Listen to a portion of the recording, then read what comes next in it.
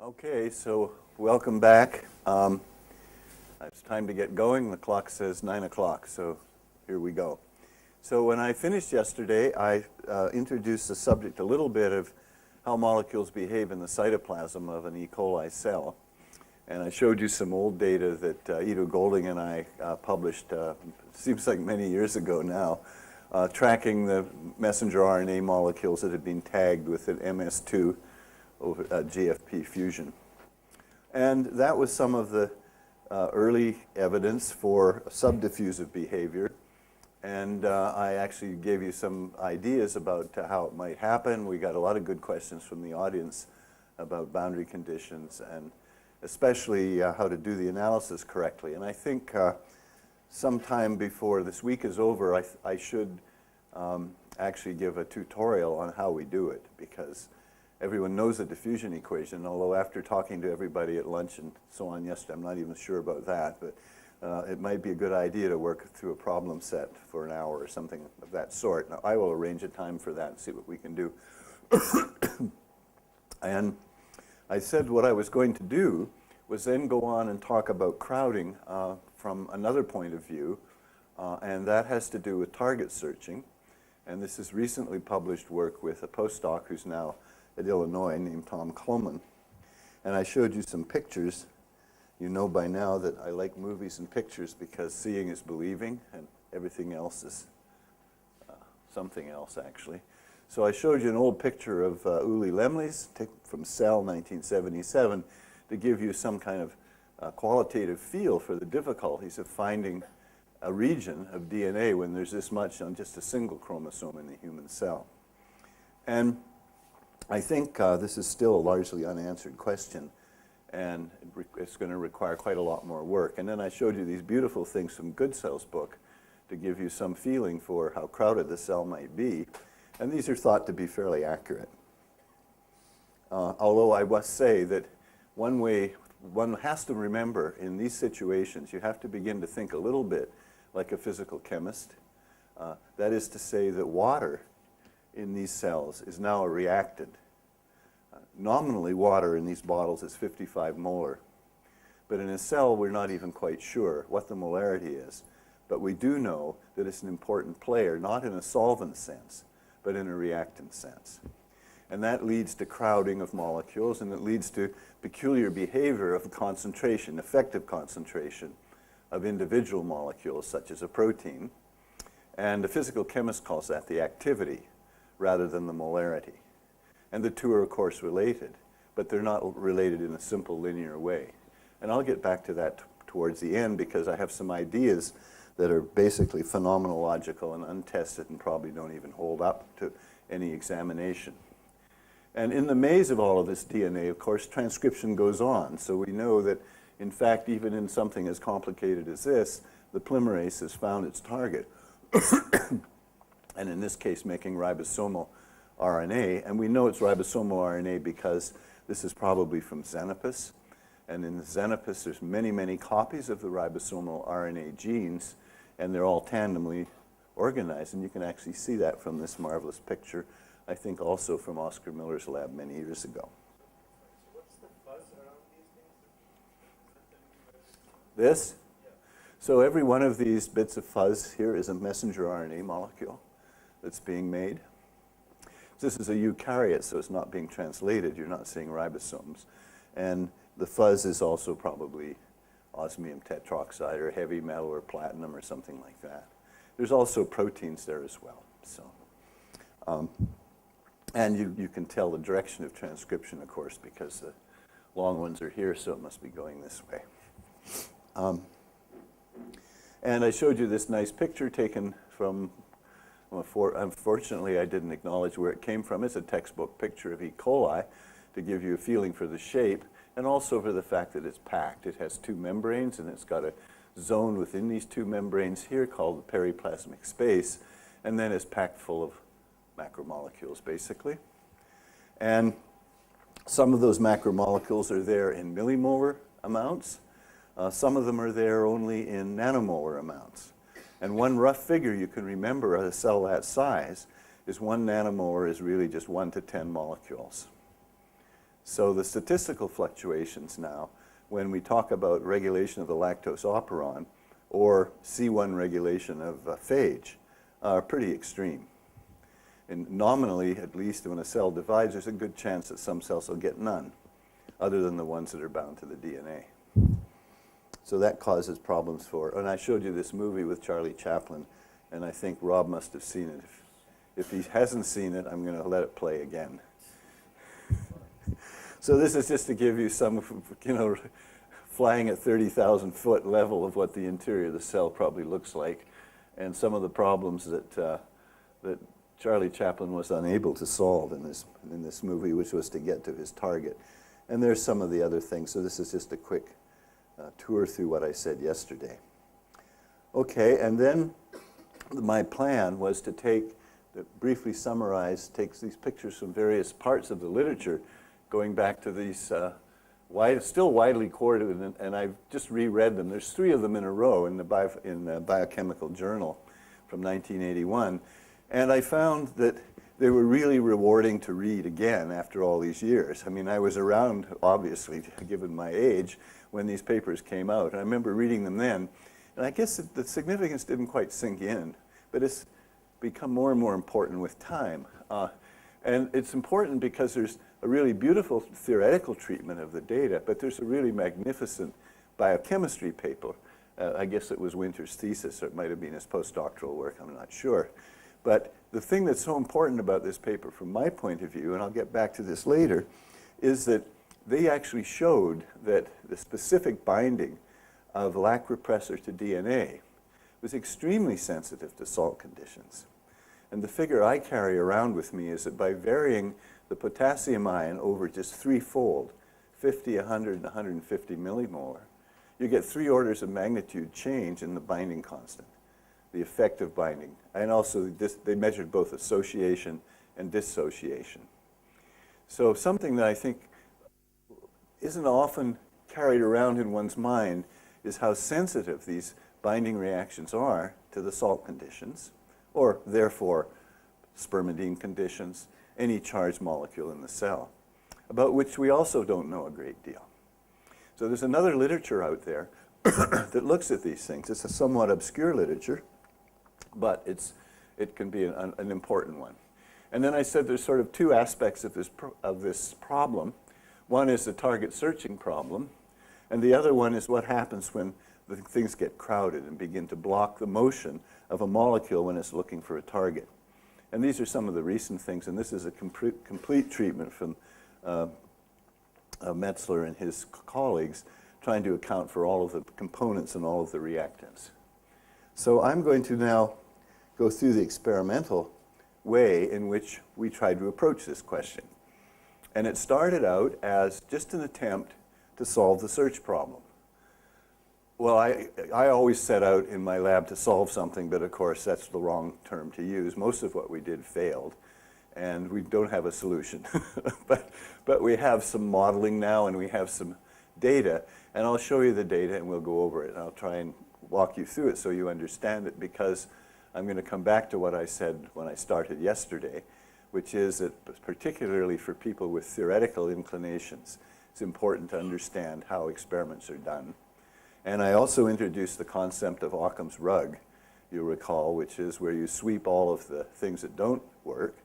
And I find in talking to many of my colleagues that since they're not experimentalists, they're not aware of this horrible number of notebooks that have failed experiments and have things that don't quite fit.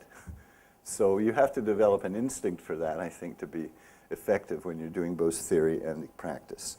So I'm going to describe for you what we did, and I hope you'll be patient. I think it's actually a really nice experiment. It's not mine. It was just done in my lab by Tom Kuhlman. So we have in the E. coli genome,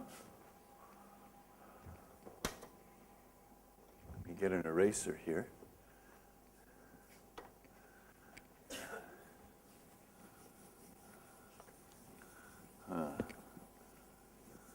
This is like the whiteboard in my office. When I first got it, I used indelible ink on it by mistake.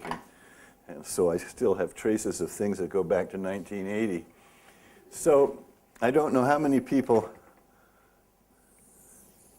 know that the E. coli chromosome is circular. It's about 4.6 million base pairs.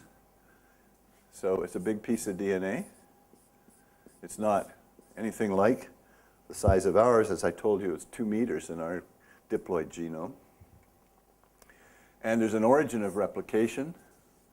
So this is where the DNA polymerase gets on and begins to replicate, and it goes in both directions. So that once it's made a little replication bubble, it heads this way and it heads this way, and then it meets down here at something called a terminus. And then through the magic of a various set of enzymes, it manages to split this into 2 new molecules, getting ready for the next generation. Now, the lactose operon in E. coli is normally somewhere around here. And I showed you a plate of cells fermenting lactose mixed with those that didn't ferment lactose.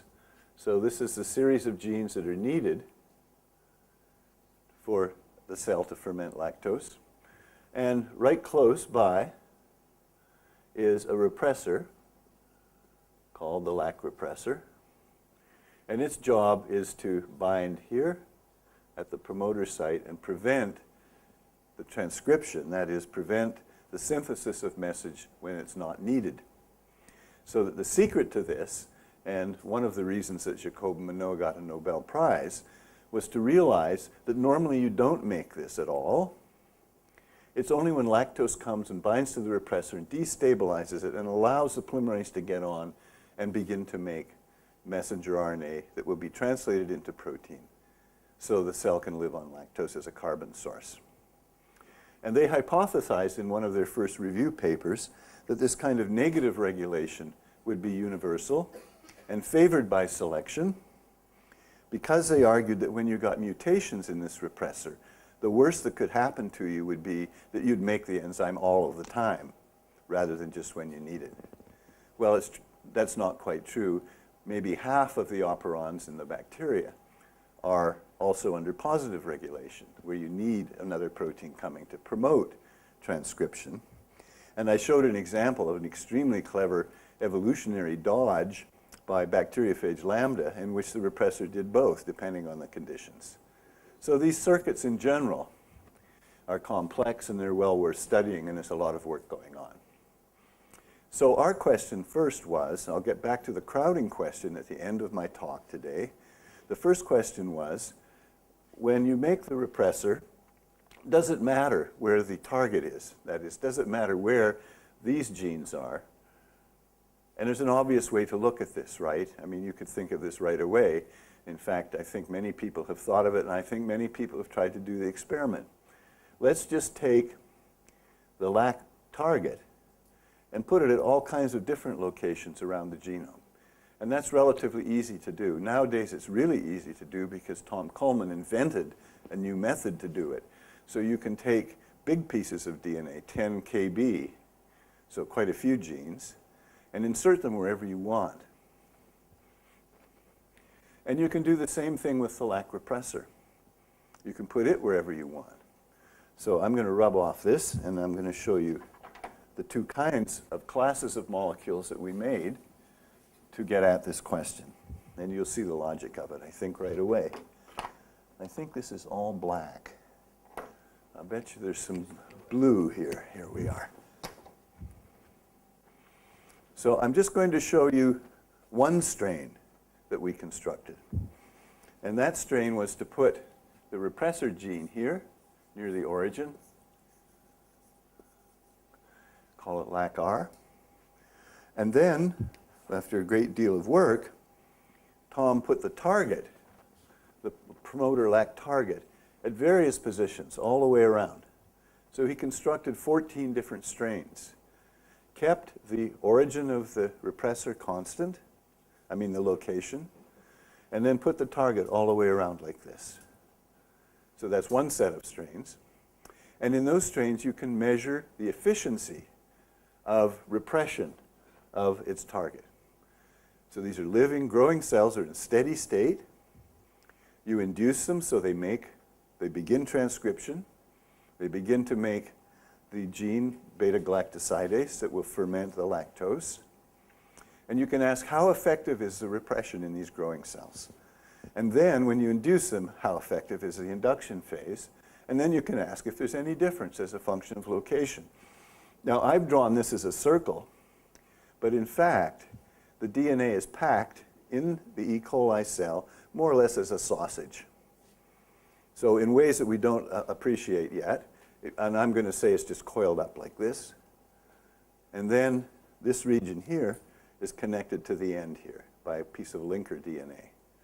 So you can see this whole genome now is somehow collapsed, and I have some pictures to show you, that little drawings that I made to refresh your memory as we move through this. So there's an ideal situation now to ask, basically, does the cell care very much?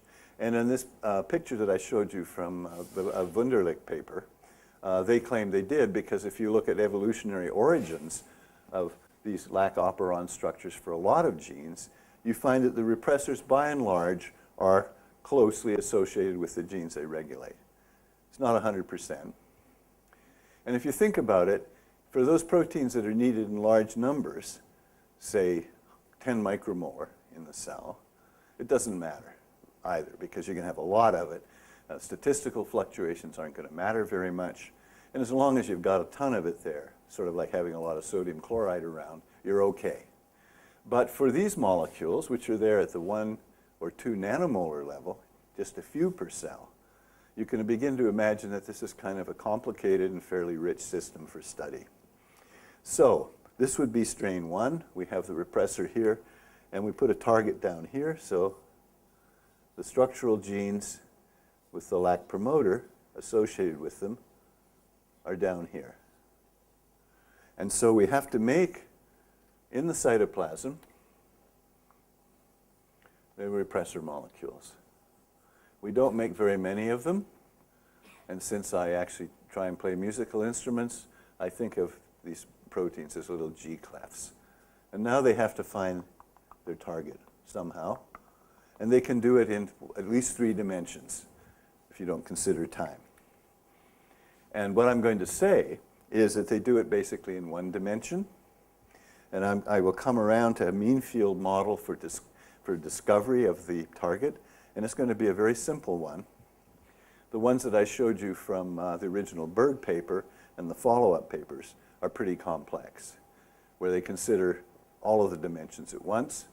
And you'll recall from what I said, they conclude that the search is a combination of sliding along the DNA like this, hopping across like this, and then maybe even making big jumps like this. That explained the data best.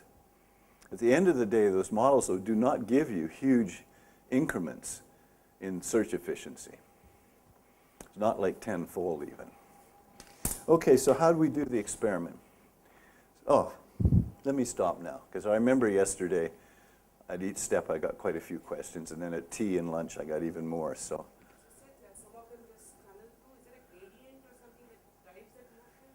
Ah, so that's a good question. Wait till you see the data, then we'll talk about what drives it. I think it's just thermal motion, but if there's a gradient, then you've got a diffusional pressure, if you could think of it that way too. But with just 1 or 2 molecules, I don't think so. Okay, so is it clear what it, whoops, I've broken it.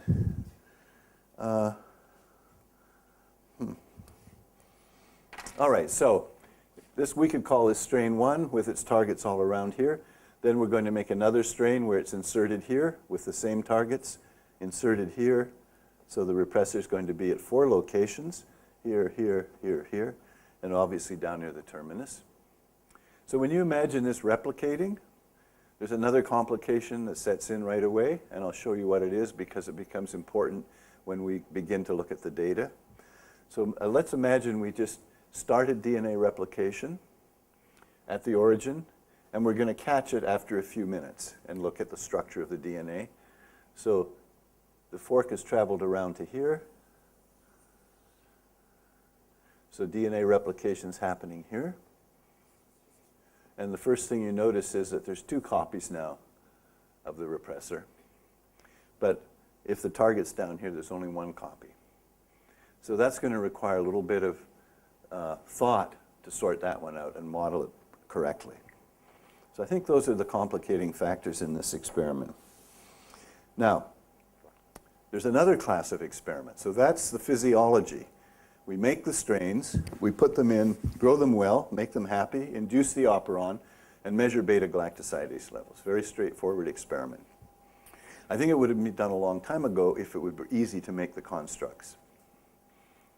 The other part of the experiment is to take a version of some of the data I showed you yesterday, and this you would also imagine doing yourself, is to tag these guys with GFP.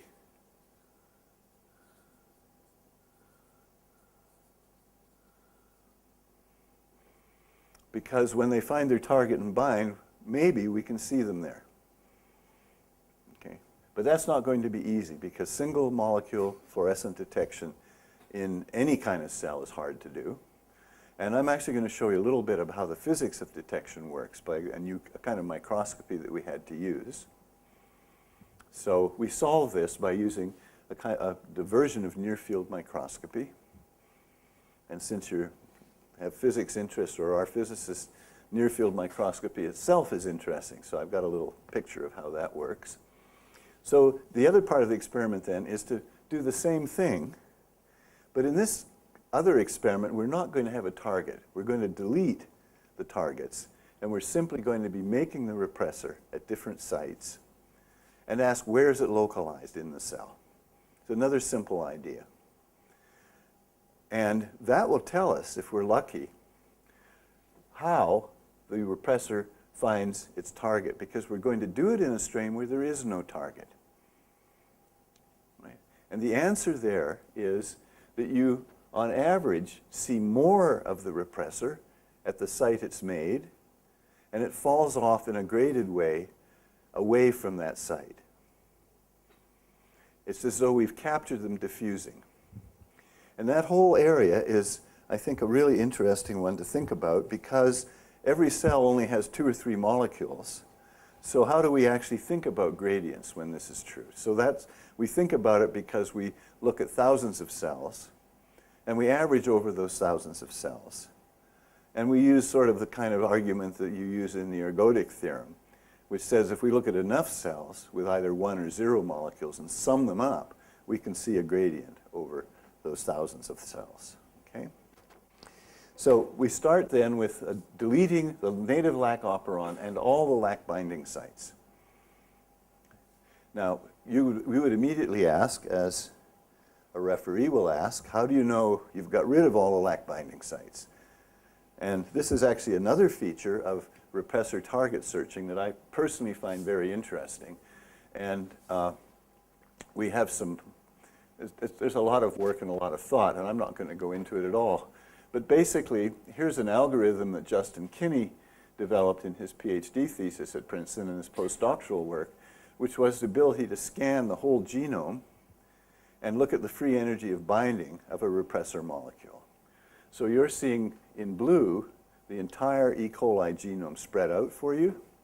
This is the beginning, this is the origin, all the way down through the terminus and back to the origin over here. And every spot is a value for a sliding window that's gone around, and Justin's calculated the free energy of binding of Laci for that sequence. Is that a one-base pair evidence? Rob, I think it is, but I'm not sure. I think if you look at the density of blue, but I don't know. But it's a sliding window, and I'm pretty sure it is. This isn't published yet, and so the point of showing it to you, though, is that if this is a consensus binding energy for Laci to the DNA, that in fact there may be a few sites that will bind it, and this is a strong binding one, and this is an exponential plot here. So these are big differences. And this line then, so here's the 3 operators that are known that bind Laci at the normal site, okay? And they're clearly above this background binding. But this is a feature of DNA and repressor binding that's a really important one, and evolution has solved it in many different ways. But I want you to notice that actually the difference between this operator binding site and the binding to all of these other possible sites is not a huge one. I tend to emphasize this because when I teach this to beginners, that is, first and second year students in college, they look at the textbook and they say, aha, this is problem solved. The repressor has this 10 to the minus 10 molar dissociation constant or something like that. So there's no problem. But in fact, if you look around the genome, you'll find lots of 10 to the minus 9 molar dissociation constants. And it's worse than that because, as I've already said, if you tweak the salt concentration a little bit, the real problem is that these energies drop back into here. And that's not been solved to my knowledge. I'd like to talk about that later. Rob's an expert on this too, so I think we could have a good discussion. Okay, so that's the blue. And the red is actually the construct itself that we're going to use. Because you see, when you do experiments, as I've been emphasizing, I know a lot of you do, but not all of you, you worry about these things because there's no point in trying to test this idea if there's a bunch of sites littered around the chromosome that all have very strong affinity in this range. Because you just end up finding them again. And we don't want to do that. But this is the plasmid DNA itself. And so the plasmid that we're going to use to do the genetic engineering does itself not bind Laci repressor. So that's the important point. Okay, so we've deleted then the native Lac operon and all Laci binding sites. And when I say all Lac binding sites, I mean all in the sense of the data that I showed you. We don't think there are any there that are strong binders. Okay. Now here's the construct that we're going to use. We fuse Laci to Venus, which is, Venus is at GFP. It's called Venus because if you look at Venus in the night sky, it's kind of yellowish looking. So this is a rapid folding GFP. It was developed some years ago. It's the best we can do. Doesn't fold very fast, in fact. E. coli doubles under some of our conditions every 20 minutes. And it takes probably 20 minutes for Venus to fold.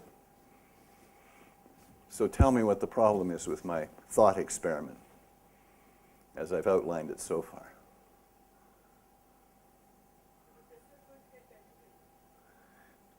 It certainly is going to get diluted. But are we looking at something that's happening just as it's made? No, we're looking back in history 20 minutes, which in coli, that's a whole lifetime. So it turns out that to do this part of the experiment, that is to actually ask where is the Laci located in the cell, we have to fix the cells. So when they're growing and in steady state and being induced, we put in a little formaldehyde, and that cross-links the proteins, cross-links them everywhere, and it does it very quickly, does it within a couple of seconds. And now you ask, well, how can you do that? Because you'll probably destroy the fluorescence. But it turns out that there's one magic quality to these molecules. Once they're fixed, then they'll still mature in position, even though they're pretty strongly denatured, and the fluorescent active site will fold and mature and become a fluorescent protein. Now, I'm thinking that's probably not entirely true. In fact, I'm almost certain because remember I told you I was trained as a biochemist, so there's a lot of stuff already swept under the rug. But we do know from many experiments, well, not many, but several, that once you fix this in place, it will refold and it will take on its fluorescent activity. It's a bad way to put it. Fluorescent proteins, GFPs, have an active chromophore, but that chromophore has to mature. There's an oxidation step that forms a ring, so now it can be excited by blue light and emit in the green. That all happens in the fixed tissue. So we have managed to capture it. I think it means that the answer that I'm going to give you is a conservative one, because I think we miss an awful lot. I think also that in the process of fixing everything and then looking at it, we've destroyed quite a bit of fluorescence, so we've lost some of the signal as well. So that's the first step. So we grow them in steady state exponential growth, and that's what I refer to as the gardening. And when you do experiments with organisms, you have to be a good gardener before you do anything else. And we fix the cells and image them. So this is one branch of the experimental plan that I'm leading you through. The other one is making those strains and then inducing them, living cells, and looking at levels of beta-galactosidase. And then we can do several things with modern technology. And it doesn't really matter how these work, but we can stain for DNA. So here's an outline, a ghost-like outline of the cell, and there's the DNA stained with a dye called DAPI. Gives you a nice blue image. So now you have an image of the DNA. We have here another way of looking at gene location. So we're probing with a fluorescent probe in these fixed specimens, and it tells us where in the cell we find the gene. We have another one with the acronym FISH that allows us to pick up where the messenger RNA molecule is. And then using near-field microscopy, we can pick up where the lac venus is, that is, where this protein is. And here's the kind of images are by and large better than this now, but when we started these experiments, they weren't. But you can count now the lac-I repressor molecules and see where they are in the cell. The outline gets degraded fairly seriously because of the fixation, but we fix things in space. I think we're okay. And then we do something that I think makes this transcends the mere biological stuff that I would have done all on my own, which would be to get an answer and then make a story out of it, because now with the microscopy and these methods, we can look at many thousands of cells. And typically we look at 20 to 100,000 cells. And then we use MATLAB script to go ahead and sort through it. Now, in looking at the data that I'm going to give you and show you, there's a problem with this in terms of interpretation. It's not a real problem, but you have to be aware of it. The unfortunate thing about E. coli is it has two axes of symmetry to it. If we had worked with an organism that had a tail, or a head and a tail, and you can do that, but you can't do the genetics, you end up with rotational symmetries around these two axes, which means that when you look at an image, you can't tell anterior from posterior, as it were. So you're going to see symmetrical images in all of the data that I'm going to show you. Okay, so I kind of think this is, I thought I'd tell you about this if you don't already know, because it's an important part of the experiment. It's an important piece of optics, actually. So most of you know, of course, that when you use visible light, the resolution in space is roughly the wavelength of the light. So that means then that for a cell it's only 2 microns long. You're not going to get very good resolution when you activate at 488. Right? You can do not too bad, but you can't do really well. But it's been known for quite a long time that you can use total internal reflection. That is to say, you shine a laser beam, there's a cover slip under the microscope, and our specimen is stuck on top here. Our cells are stuck on top. So you can take this angle of incidence, and you can tweak it until you get total internal reflection. So if we were shining it here, it would go right through the image, and it would excite everything, but to no effect, really. And we bend the angle using a mirror or using a prism until we pick a critical angle where it's all internally reflected. And there's an evanescent wave on the other side of the cover slip. So you're no longer limited to the wavelength of the light to get your resolution. That's one of the features of this. And the other important feature is, the one that's probably the most important, is that the intensity falls off exponentially as you get above the surface. So that means that contaminating fluors are out of the evanescent wave, essentially, and you don't get huge background problems. So that's an important feature. And that's what allows us then to look at single molecules. Okay, so here's now a more formal way of drawing this, but it's a bit misleading. So I'm going to walk you through it. So I guess it doesn't matter. You can read the... Can this go up just a little bit? I'm losing the top part of everything. This is going to be a little review of what I put on the board. But I think my drawing there is a little easier to understand. So in a way, it's just what I've said. This is the chromosome of E. coli. There's the total number of base pairs, the origin, and the terminus. And it's packed in this fashion so that when we squeeze it back into the cell, the origin is near this. Ah, that's perfect. That's good. Whoop, whoop. Yeah, whoop. Give it another tap. Up, up. Okay, good, perfect. So this is the way it's packed in the cell. And the origin then is going to be near the center. And this is showing to you as a gradation of color to show you that, in fact, it's probably wrapped somehow or collapsed somehow. So when we go out in this dimension, we find we get closer and closer to the terminus. Likewise, on the left side, as we leave the origin and go towards the terminus, you can see the blue is graded out this way. And this is based on quite a lot of data going back quite a few years. The terminus is a long piece of DNA. It's a repetitive piece of DNA that links these together more or less.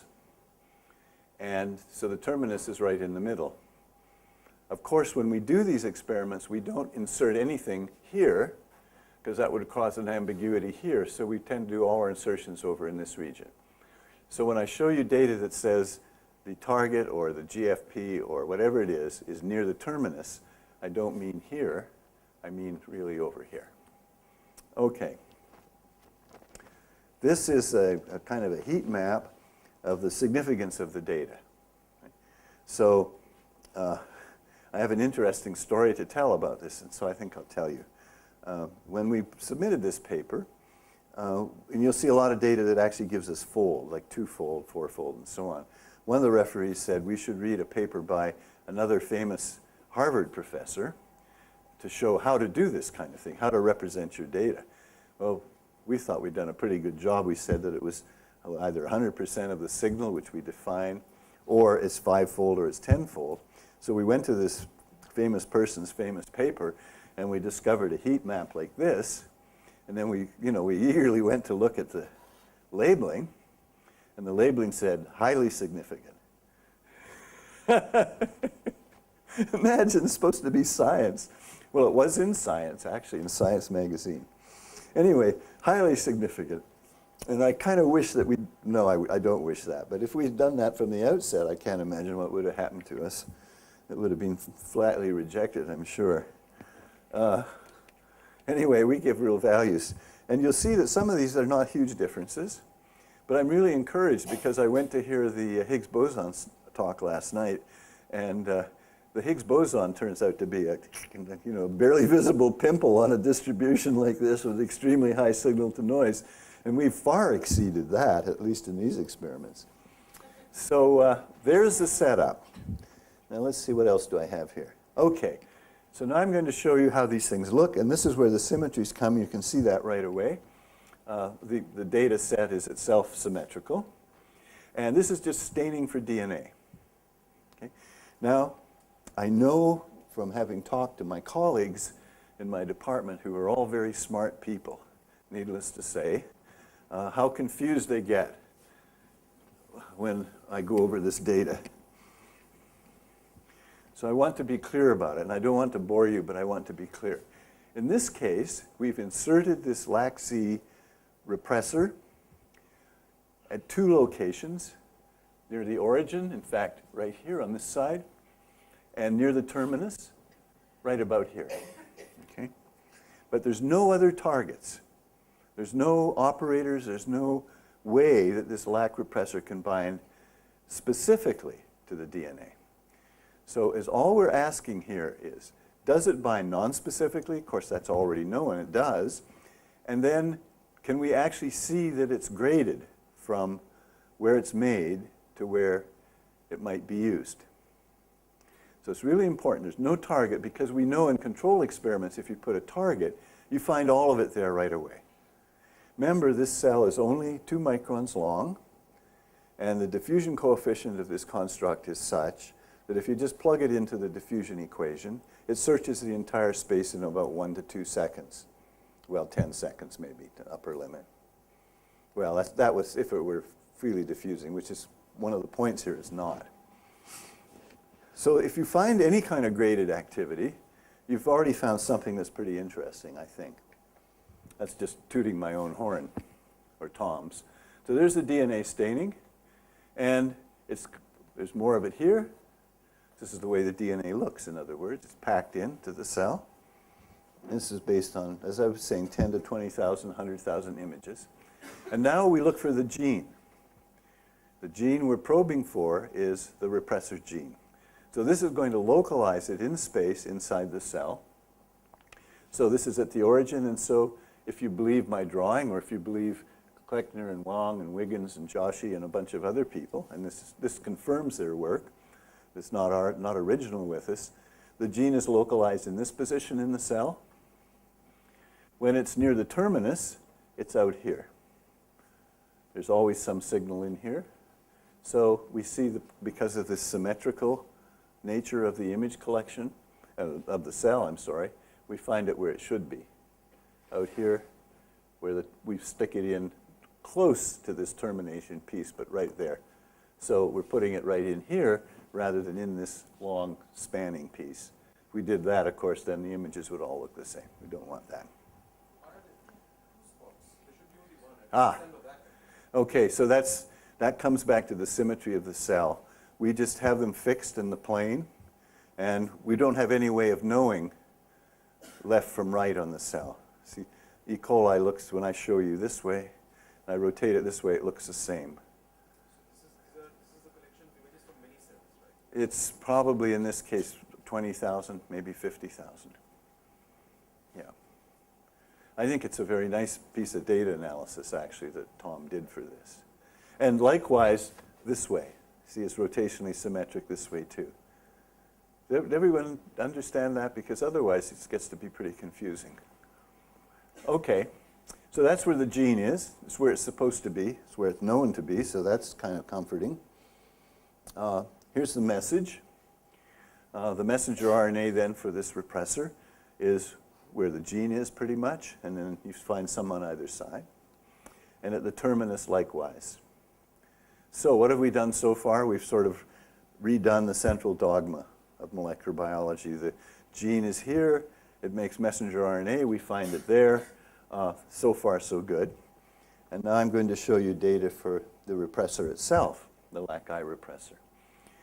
Now, Laci is made here, but notice it hasn't diffused and filled the cell at all. Most of the signal is here, and I can tell you that what 100% means here. I think I'll show you some slides where there's actual fold changes. But this is actually 4 to 5 fold above the background. So this whole map runs from, there's a lot of noise to this data. You could see that from my near field image of the fixed cell. It's pretty noisy. But no question that we find the Laci here. We don't find it everywhere in uniform. And here we find it at the source near where it was made in the cell. Okay? So that already is interesting because, in fact, on these time scales and these length scales, it should be everywhere if it's just simple diffusion. Yeah? So some of the cells are just after division and some of the cells are... That's a good point. Yeah, good point. I'll come back to that. These are all... So Tom is an extremely thorough, well-trained physical biologist. He got his degree with Terry Waugh, and if you know Terry, you got to get it straight or else. So you learn the value of data and clear thinking with Terry, or you're never going to get a degree. In fact, you may regret even thinking about getting a degree. So he's a really great scientist. So here's to answer your question rather than just go on about this. So one of the things I didn't tell you about these experiments is we do fact sorting on them first. And so we sort them according to size. So these are the newborns. And here they are coming through division. So there's this whole set of experiments being repeated with windows taken like this. In fact, a total of about a dozen windows. So there's been pre-sorting of the cells to get at exactly that question. And I'll get back to that because I think it leads to at least leads me to an idea about packing and what it means for gene regulation. So these guys, in fact, were taken from somewhere about here. So they're not newborns, but they're not big, fat, old ones that are just about to divide. So, now I'm not going to go through much more data than this because there's a ton of it. There's 4 times 14 data sets. It's all consistent with this, but this is also the cleanest answer we have. The easiest to understand, I think the easiest to see. One of the things that we've noticed that we don't have a good explanation for is that when we put the insertion site on either of these arms, we tend to find more Laci repressor along here rather than concentrated near the center of the DNA where it's made. And I don't have an explanation for that. To give you some more data. So we're also geneticists. And in fact, nowadays in this kind of literature, you couldn't publish this paper unless you also deleted the binding site on the repressor. So we claim that it's now, so let me tell you how I interpret the data. And I think I should take some questions. So here's the picture that as I see it. You make the repressor, it binds to DNA at random. It might bind and slide, who knows. But now this is non-specific binding we're looking at. If there had been a target, it would have sucked it up like a trap very quickly. We know that because we've done those experiments. You always see it bound to the target. Because by the time you sample and get everything done, you know that's a long time in the diffusional lifetime of a small cell. So you're looking at non-specific binding to DNA in the absence of a target for it. And the simplest interpretation is, the qualitative one is, that it's made, it binds, and it takes a while for it to diffuse to the end. Now, you might then say, why didn't you do kind of a pulse chase experiment? Why didn't you watch this and then somehow chase it and watch it move to the end? There is a way to do that, but it wasn't available to us when we did the experiments. Okay, the deletion.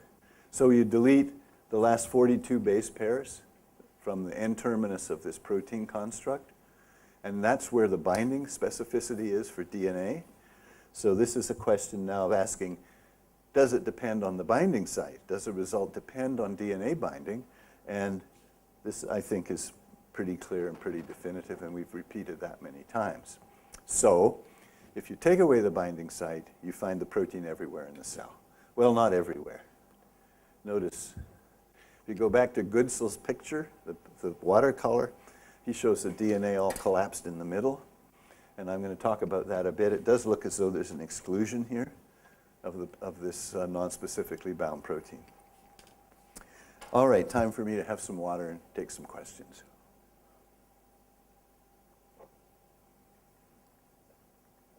Yep.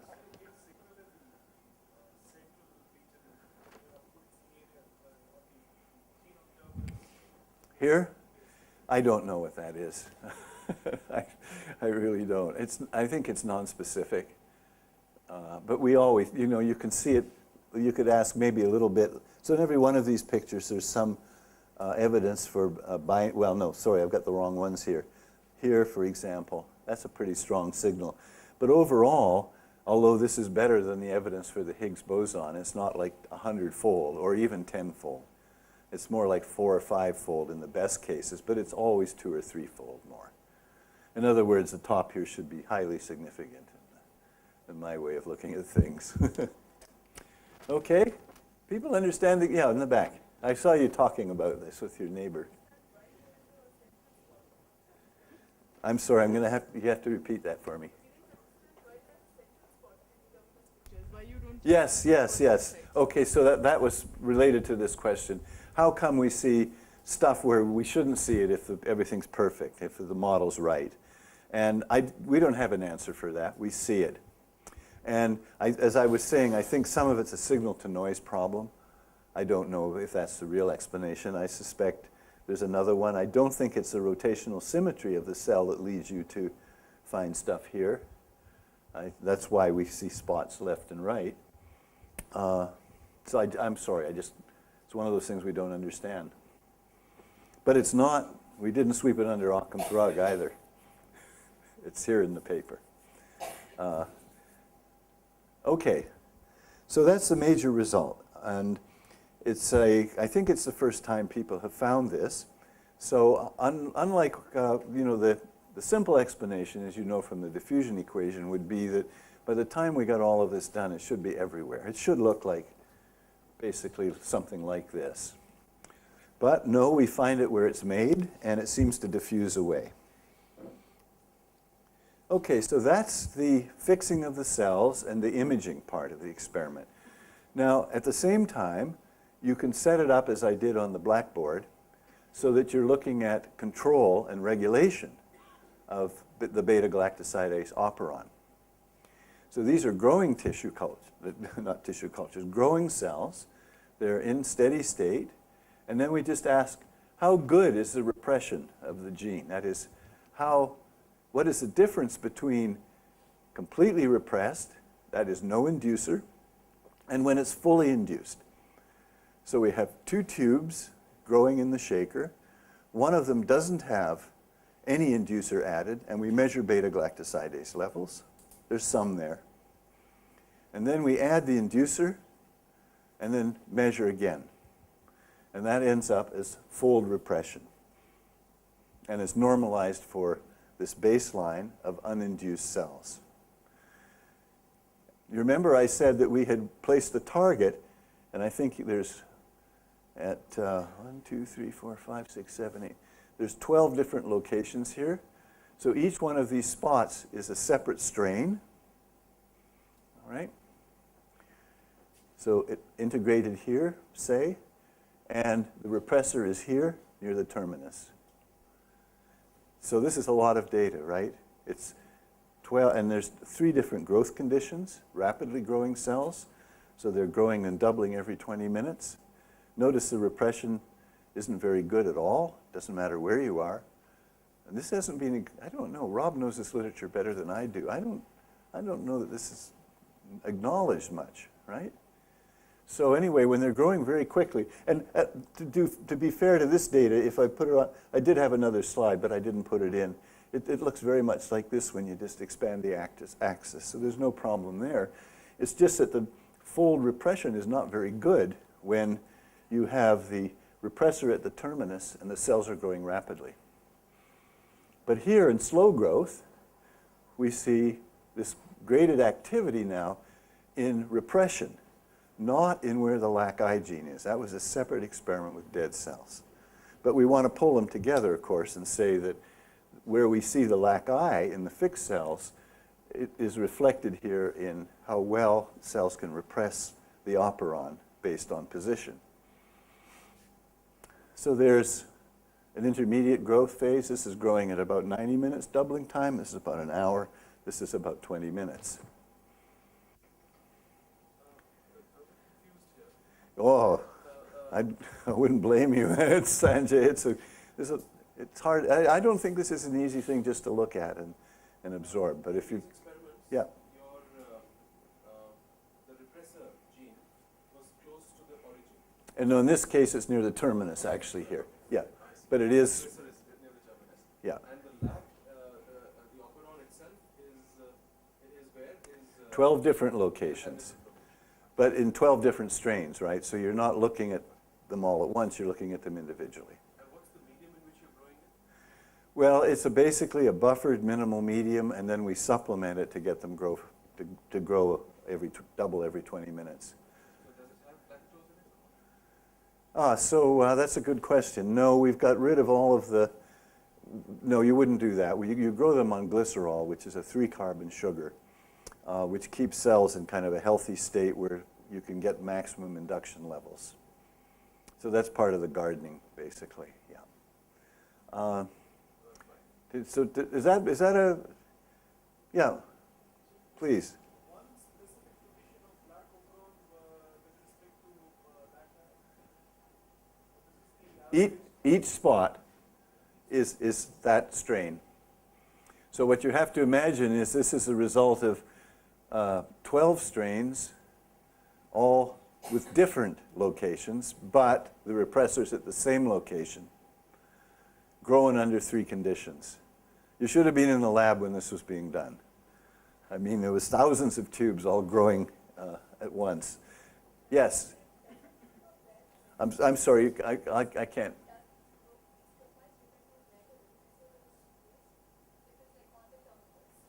So then the question is, if we put the repressor somewhere else, what do we see?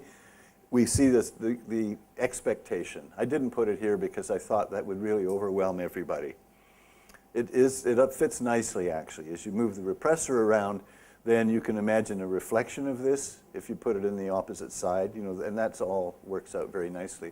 So it isn't just these strains 12 times in a different group. It's also strains where, to go back to my last slide, so the data set has the repressor at 4 locations, here and here. I'm sorry, that's not quite accurate. Here and here, here and here, and then the targets all the way around. So but for each point, you're looking at 1 repressor and 1 target location. All right, good. So just to summarize what I've understood from this, is that for the repression to be effective, the target should be close to where the repressor gene is located, A. Yeah. And B, there should be enough time for the repressor to reach its target. Yes, but I think that the time problem, the search problem, is a very tiny part of it. You know, I don't think it's very long. But basically the data does show, and this is why I think about the Higgs boson, because when I was looking at the data, I think this is better than the Higgs boson. Maybe it's not that much better, but it's repeatable. And this, by the way, is on average about a 2- to 4-fold effect on the physiology side. It's not huge. It's not 10 or 100. But if you think of it in evolutionary terms, you know, a 2-fold effect is dramatic. Years ago, I used to do competition experiments with bacteria where I competed one strain against another in a chemostat. And a little bit like the experiments that Boris talked about yesterday. And there, a 2% difference is huge. In 100 generations, one strain's gone extinct, basically. So these are big differences if you're thinking about evolution of a structure. So the other lesson you can take home from this is that to have the repressor close to the genus regulating is a good thing. The other lesson you can take home from it, and remember, is that you can actually pick up a graded distribution of the repressor in the cell, because then it binds non-specifically, we think, to the DNA and slides along somehow to find its target. Now, no one has asked me about these dotted lines and the solid lines. So, Can I ask you a previous question about the data itself? yeah. So the growth, sorry, this goes back to Sanjay's question. Yeah. The growth condition and the induction of lac are independent because you're not eating lactose, correct? Exactly. So You're just making them grow quickly. So you could have higher repression, but still could be growing rapidly. Yes. But in these 3 plots, you have shown that there's more repression for a slow growing couple. Yes. That's just incidental. You could have had a rapidly growing curve with high repression as well. I think so. I think we could have. This is just a result. Yeah, exactly. Okay, how about those curves? So remember I said that when E. coli begins to replicate its DNA, it has 2 forks and they move away from each other like this. And so the gene dosage at the origin, the number of copies, right, of the gene, naively, when it first starts, there's 2 of them for copies down at the terminus.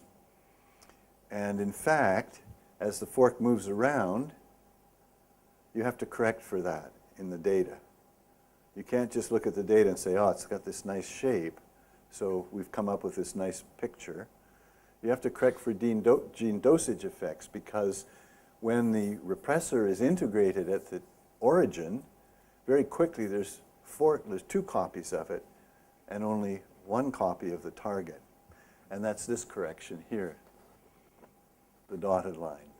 That's what the expectation would be if the repressor were uniform throughout the cell. and you're only looking at gene dosage, twice as much early on when it's integrated, near the terminus in this case. So that here the targets are in abundance and the terminus is only one copy. That's an exponential function, as you can imagine, for cells that are growing exponentially. Now, it's a little more complicated than even that. So there's a lot of corrections have gone into this data, too. It's not just this is a picture you can take home and that's raw data, because I didn't tell you that when they're growing rapidly and doubling in 20 minutes, they don't just have two forks going away from each other. They get around like this, and then the origins fire again and start replicating. So there's 2 here, and there's 4 here. So there's 6. So you have to correct for that too, because up here now you've got 6 copies of a gene, and down here there's still 1 because it hasn't got to the end yet. So that's basically the correction. So this is a fit, and actually it turns out that these experiments, this was done in a famous series of papers by Helmstetter and Cooper many years ago. That is the multiple origins of replication in fast-growing cells. And they have never been repeated, as far as I know, but these experiments also confirm their idea. So that's kind of a nice, I think the only confirmation in the literature. Yeah. So if you were to normalize these sets of data to each other, the curves would all fit one or the other. I haven't done that. I think they would, because if I hadn't left out the expansion of this part, it looks pretty much like this, but I think it would, yeah. It should if we've normalized correctly for copy number. But there's another complication here, and that's what I'm going to turn to in a minute, if there's more questions. Yes? One second. I've got to... Do you get much difference in expression of the repressor between slow growth and on account of differential supercoiling? Yeah. I'm wondering if that might play a role in this difference. It could be, because it's not explicit in any of the models we've come up with.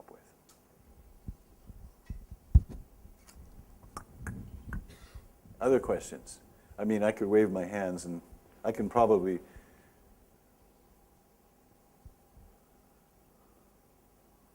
I have to think about this.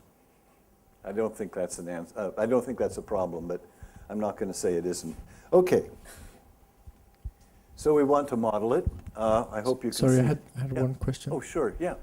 Just the last data again. Yeah. I don't understand why it's not just because you diffuse the repressor faster when you grow faster.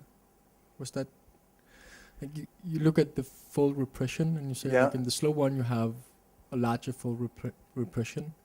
Oh, actually, yes, it is a larger fold repression, but actually the difference between the dotted line and this line down here is about the same as here. So it's just the way it's scaled on this representation. But the fold repression, you're absolutely right. Fold repression, these cells don't repress very well when they're growing rapidly. That's for sure. And you're saying why? Why do you think that might be? Isn't it just because you're diluting, like you have X number of repressors and you dilute them faster when you're growing faster? But you're also making, well, there's more DNA, but there's not more copies of the terminus. I don't know. No, you're not. No. Okay. No. Okay, let me move on here because there's this. So I wanted to show you the model, and this is sort of it turns out to be a simple model, but how the way we arrived at it is more complicated, and I had to persuade Tom to publish this because when he kept telling me it was trivial, and it turns out that it's a Phys Rev E paper because it's not trivial, and of course he didn't listen to me because I'm not in a position to criticize someone trained in physics. But he gave a seminar at UCSD, and Terry Waugh said, I don't know how you did this, Tom. It doesn't look trivial to me. So it's now published, and you can go and read it. It's somewhere down here off the screen. So basically, unlike the Berg et al. Treatment of this, we find that if we treat the circular chromosome as simply a one-dimensional nucleoid, folded in there like a sausage, along the ways that I showed it, the red stuff folding to the right and the blue stuff to the left, and having a rate constants for exclusion from the nucleoid and capture from the nucleoid with diffusion in the cytoplasm, three-dimensional diffusion term, and then simply 1D along the nucleoid. We can formulate it the way that anybody would, which is the rate of change. There's a diffusion coefficient. There's a second derivative of the Laci concentration, so this is a diffusion term. And it's removed. Remember, I talked about this a bit with messenger RNA yesterday. It's removed at some constant rate by division and probably degradation, but division's the main dilution factor here. And then there's a delta function that just says at this position, the repressor's made. We go from 0 to some infinitely high amount. Yeah, Rob. I don't mean to be a pain, but No, but you should be. So K1 in the equations and in the figure are not the same. Because beta, I think, is maybe what you meant by Yeah. K1 Yeah. equation. Is that true? I just want to make sure I Oh, you're right. You're absolutely right. Yeah, this is a different K1. It's just, we call it beta. It's beta, right? That's, so I did this myself. Yeah, you got it. You found it. And then there's a pool, which changes by it's made and then it's taken away from the pool. And that actually is the curve that we have fitted to the data that you saw back one. That's this particular curve here. Okay? So it kind of, I think we've got a good picture. I don't think it's complete by any means. What's the geometric boundary here? I'm sorry? What's the geometric boundary for Oh, solving this analytical equation? the boundaries. Circular or No, it's not. Well, so then yeah, I don't know. Do we get reflection from the left and right, for example? I don't think so. But I don't think it's solved on a circle either. I think once again, you guys have asked me a question I can't answer. I'd have to go back and look. At the moment, I wouldn't, I know we didn't do it on a circle. And I know we don't have boundary terms built. We have initial conditions, but we're not considering the boundary conditions. So I'm going to assert, without really knowing until I reread the paper, that we're just basically doing the simulation until we run into boundary conditions, but starting at the delta, the Dirac function, right at wherever the gene is coded. I'm pretty sure. I don't see how we could have done anything else, but that's not, I mean, that's a good answer, but it's not a very satisfying one. Okay, so what now? I want to get back to the crowding question. What does it actually mean to be in the cytoplasm of E. coli? And I was both Tom and I are kind of astonished by this result. And it comes back and feeds on the question of level of repression at different growth rates. Okay? So what we noticed in these experiments was that DNA binding depended on the chromosome state. That's not unnatural because remember we did these things at fast, intermediate, and growth rates, and then we fixed them and looked at them. We also measured beta-galactosidase, and this is what we found. And some of this was new. At least we had trouble with this with the referees too. Basically, this is what fast-growing cells look like if you just stain for DNA. Now, I know it's not a blue stain. It's a different stain. It's a different dye. But it just picks up all of the DNA in the cell. And here's some individual images. And when you sum up over the 20 to 100,000 cells, you get a composite image like this one, and like this one. And they look quite different, actually. And this is probably because there's many replication forks here, and they're segregating a bit, slower and slower. But the density in the cell appears to be quite a bit higher in stationary and slow-growing cells than it is in these exponentially fast-growing cells. The literature is done mainly with one cell type, so some of this is new to the literature. And then here's the Laci gene location, probing for the DNA now. So here it is on a plasmid. So in this case, it's not integrated into the genome, right? And we ask, where is it? Where's the gene? Well, it's out here where the plasmid's known to be. The plasmid's at the poles in E. coli for this particular plasmid. And when we probe for the gene, that's where we find it. So that's a nice clean result. And then if we look at Lac-I location under these fast, slow, and stationary growth rates, right, so this is fixing the tissue now and doing near-field imaging. We find Lac-I here. We find it concentrated here, and even more so in the stationary phase. Now, the stationary ones are essentially cells that have been starved overnight, and they're tiny, and they've probably exhausted all of their nutrients. And then when we do the Lac-I deletion, we find it's diffuse everywhere, and then we find it excluded here to the poles in this experiment. Now, there's a big literature on where GFP tag proteins go, and a lot of it's artifactual in the sense that if you make too much GFP of any kind, they form clumps, and those clumps are known to segregate out to the ends of the cell. And there's even a paper I gave you in your reading by Emberley and a student that's kind of an interesting way of examining this from an entropic point of view, if you're interested in that kind of thing. So this says then that when you make the protein here, it escapes into the cytoplasm, and you can see it staining the DNA pretty much everywhere. And it depends on the binding site. And I forgot to finish the last thought, sorry. I don't think this is aggregation because this is a very low copy number. We make very little of it in the cell. But if Johan Paulsen were here, he might dispute that. Okay, so now we put it in the mid-replicor. This is an example of another location where we put insert the Lac-I over here in the circle rather than up here or down here. And we look at localization again. And basically, Lac-I looks like this. Here in fast growth rate, it's pretty much just seems to be pretty much distributed everywhere on the DNA with no localization. And here we begin to see it here, and we see it here, and we see it here. And when we dilute it, the only difference really is here and here, where it seems to be excluded again, as it was when it was made at the plasmid.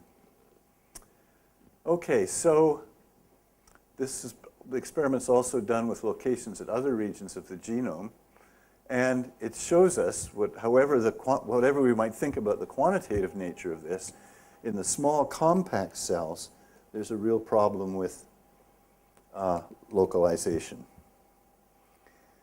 So what Tom did was now look at this again in cells that have been grown in chloramphenicol, because there it's known the DNA becomes more compact when you treat them. So I'm going to show you cells growing T0, stained for DNA. So these are cells that are pretty big and they're growing quickly. And we find Lac-I localized here, and so you can guess that this must be inserted at the origin, and it is. We add chloramphenicol, and then we sample and follow an image with time. And you'll notice that it's not a strong effect, and it's in some sense preliminary, but basically with time under these conditions, the DNA gets more and more compact. And with time, Lac-I goes from being localized near the insertion site of the gene, and with time, it begins to exclude it to the ends. So, I guess I wish that this were like a 100-fold effect, and it isn't. But there's this strong decent relationship. I guess I shouldn't say strong.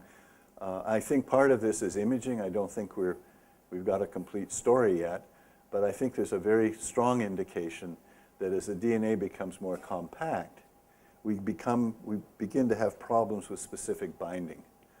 And we're beginning to squeeze it out, or somehow it's ending up out in the cytoplasm at the ends, and perhaps around here too, and maybe we just don't see it. And so this leads me to speculation. And I'm going to pose some questions now and this data will get better, I'm pretty sure about that, but it raises questions about how you regulate in cells. So this is a review of what I've been telling you that I drew myself I think it's a terrific little job here, Ted. So there's the genome again. There's the terminus, the origin. And when it's folded up in the E. coli cell, it folds up according to matching the colors. So this is most of the DNA. This is just a 10 kb stretch near the terminus that's linked somehow like this. This is all known from probing fixed cells. And then under the starvation conditions, we have this very compact genome. So the starved cells and the very young ones that are first born look like this. And I'm going to call this an open state. There's an original term for you. And this is a closed state. Okay?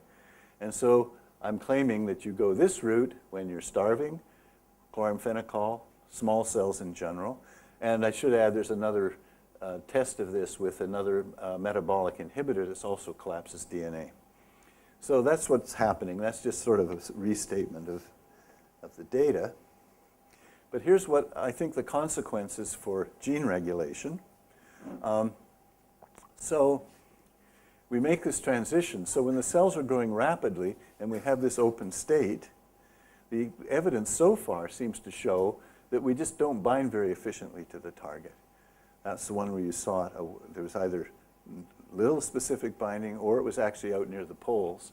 And when it's in a compact state, at least a lot of it is near the target and in the DNA and not so much out in the cytoplasm. So I think what's happening here, to tie it back to the paper I mentioned by Berg and Winter in 1981, I think what's happening is we're seeing this I call it a phase transition. Now I know from a physicist point of view it's not a phase transition, so let me call it an activity transition in the cell. That the thermodynamic activity of the solvent and the proteins and everything else has changed radically simply because you've shrunk everything down. There's a big obscure literature on crowding in E. coli as you change salt on the outside. And in fact, you'd be surprised to hear how much the levels change inside the cell just by changing them outside. So I think and so this causes a problem. If you can't regulate well under some growth conditions, what are you going to do about it? And on the other hand, if you've got this closed state where everything's bound, you're going to get a lot of misregulation. So this is an old problem. Oh, this is just to show you. I said this without showing the data. It's taken from Winter's paper. And you notice that I can't. Anyway, this is equivalent to the KD, except I think it's the K. I think it might be the on rate. But basically, look at the effect molarity of salt has. So 10th molar, 0.15, 0.20. You know, most students, when they're first in the lab, have trouble making solutions up that are this accurate. So this is kind of a subtle effect. But look what happens to the binding constant over here. This is a log plot. So I don't want you to forget that if you remember just one thing. Okay, so here's my model. I think the thermodynamic activity changes. That's what gamma is here. That's the chemists use this. I think that going from open to the closed state during growth causes these big changes in the binding constant of the repressor. Okay, so that's the idea. And I can close by saying that I have a word for this, or a phrase. Actually, it's a complete sentence. Good housekeeping requires a molecular broom.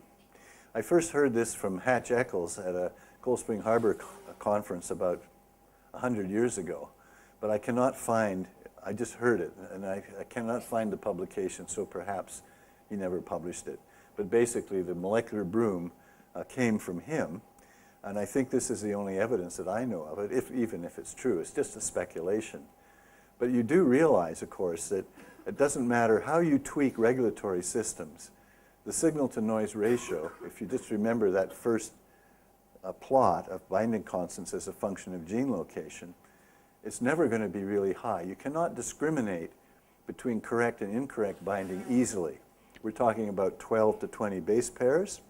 And if you scramble all those base pairs and look at binding as a function of sequence, we're not talking like 100 kilocalories per mole or anything like that. We're talking rather weak, equivalent of a few hydrogen bonds at most.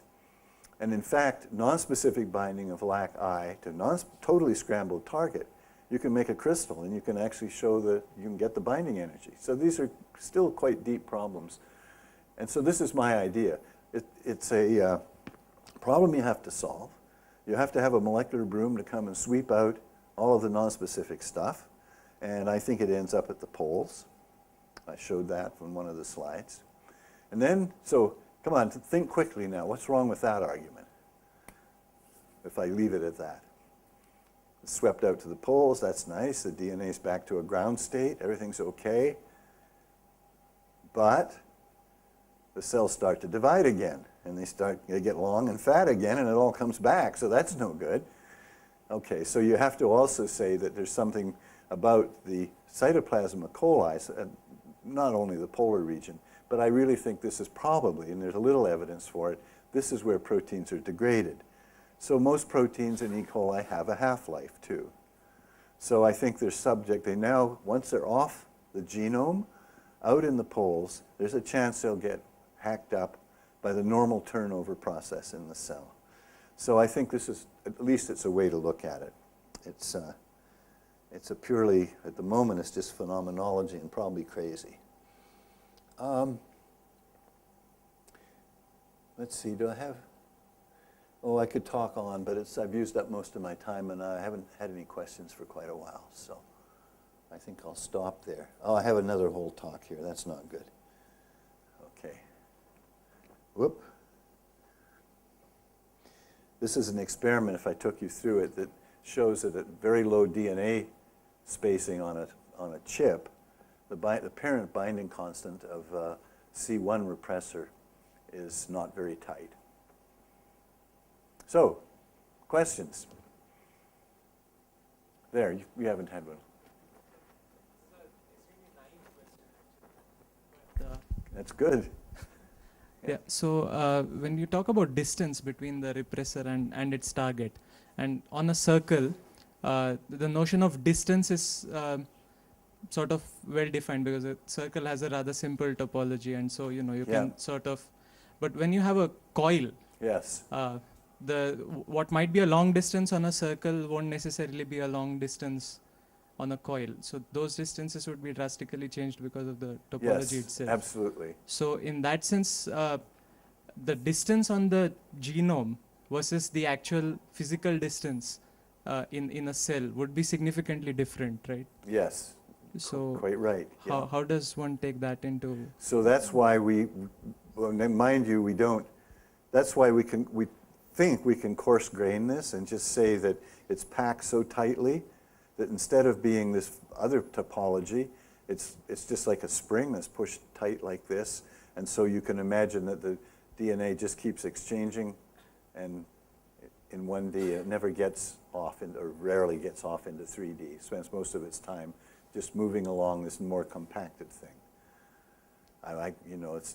That's the model that fits the data well. That's about all I can tell you. But you're quite right, it's changed dramatically. And also, like, because if the DNA in the coil is sort of in a compressed state, that 1D diffusion also, it might not be very easy for the molecule to access. Motion along that channel might not be very easy, right? So in which case it would actually prefer diffusing around in the cytoplasm and then find a target. So it doesn't seem to. It doesn't. I'll tell you something else that's weird too. I shouldn't, it's not my data, but basically you might ask, what if you made the repressor inside made it when it was in this compact state? Does it hop off easily and get out? It doesn't. It's somehow trapped in there. So there's a way to do that. You can load up a site with pre-labeled Laci Venus, your fluorescent molecule, load it up, and then add the inducer. It's a little more fiddly than that, but then you can add the inducer and ask, how long does it take to get into the cytoplasm? And the preliminary answer is it takes quite a long time. By that I mean you don't usually see it come off and move out. So I think we've uncovered a lot of new phenomena here too. Yeah?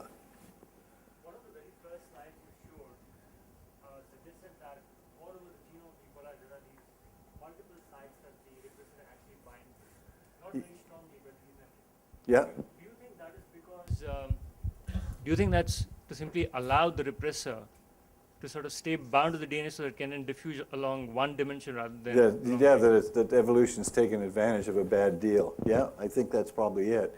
Because, you know, in 3D, if you let something go, I don't know this is a well-known result, but you know, if you have a target here and something's bound, and you let it go into 3D, how long does it take to get back to the same site, right? It never gets back on average. So escape into 3D is a very bad deal for a cell, I think, as a general rule. So that could easily be.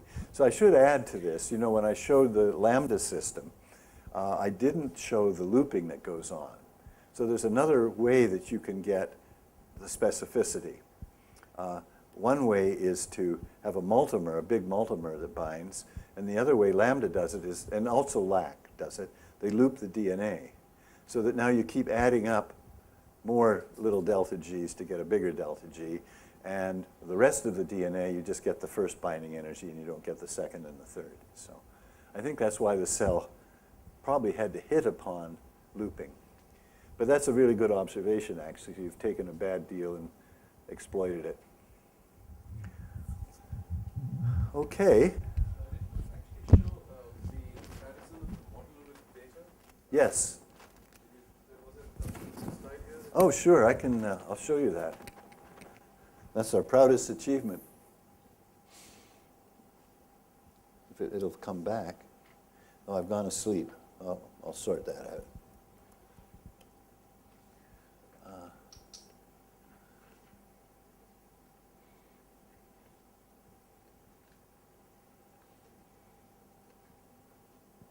So let's just talk about this one. And to do the data justice, I should have brought the other slide that expands the scale and throws these guys off. But this is a correction for gene copy number because you have more than one fork. This is the fit from the model that I showed you, the simple model. And these are the data points. So between these three different curves, Mm-hmm. which is the constant, or which are the constants that you're actually changing in the model? The diffusion, the one-dimensional diffusion? No, just the growth rate. The growth rate is not a constant. It's not a parameter in the model. No, it's not. Degradation. Well, yes, it isn't a degradation. That's right, sure, the dilution term. Okay, so that's it. So Yeah, that's the it. only thing that you change. That's all. And the other constants are kept the same. Yep. And these three curves you get from that. Mm-hmm. And the diffusion coefficient is known fairly accurately. Even, well, there is one measurement of it in a cell, in E. coli living cell, for a very brief period of time. And I think it's probably pretty good because it looks pretty much, well, I don't know. But it's been measured and we use it. I think there's just a lot of things we don't know. I guess that's one of the lessons I'm trying to give you. There's just an awful lot that isn't known. And so before we started these experiments, we had this simple model. And then it turns out that the growth rate matters, and it matters a lot to the cell. And then there's these other problems have to be solved, and maybe this is one way they're solved. But that's where we are. Okay. Are you're going to get started now, Rob? Or is it tea time? Ah, good. Good. Fantastic.